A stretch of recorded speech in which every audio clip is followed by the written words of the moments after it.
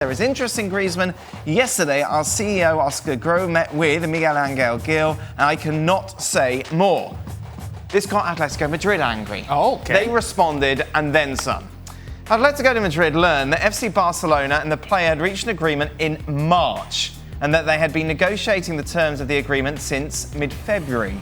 Yesterday, Barcelona's CEO expressed his intention once the release clause of Antoine Griezmann's contract had decreased from 200 to 120 million euros to ask for a deferred payment of the aforementioned amount of the clause in force as from July the 1st. Now, Atletico Madrid's response was obviously negative, as we believe that FC Barcelona and the player have disrespected Atletico Madrid and all its fans. As a consequence, Antoine Griezmann must appear next Sunday in the club's facilities in order to start the pre-season with the rest of his teammates.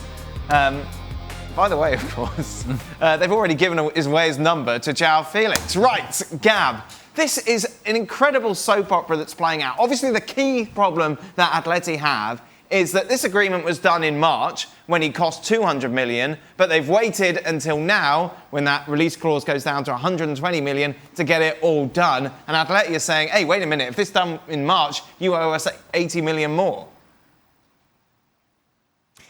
Yeah, except that's not quite how it works in reality, in the sense that obviously clubs talk to each other, they reach agreements. It's not like he signed a valid contract, which has been lodged with the league. So I think that's a bit of a flimsy approach to take. I think the issue is more with the schedule of the payments from Barcelona to Atletico Madrid. Remember, we're talking effectively about a cláusula de rescisión, which is effectively a buyout clause. The entire amount needs to be paid up front. And again, if we believe Atletico Madrid's communique, that might be the issue there with the timing of those payments. How is this going to all play out? Is this all smoke and mirrors? Will eventually it all get done, Gab?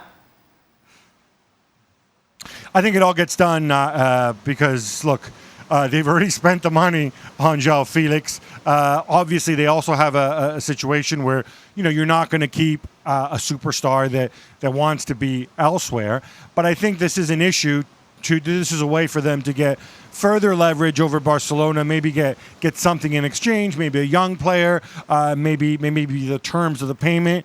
I think this is posturing, but it's clever. It's a very Cholo Simeone move in some ways, where you take advantage of an opponent perhaps being a little bit too confident, a little bit too blustery, and then you twist it around to get the upper hand, which I think Atletico Madrid can get now. For more, sign up now for ESPN Plus.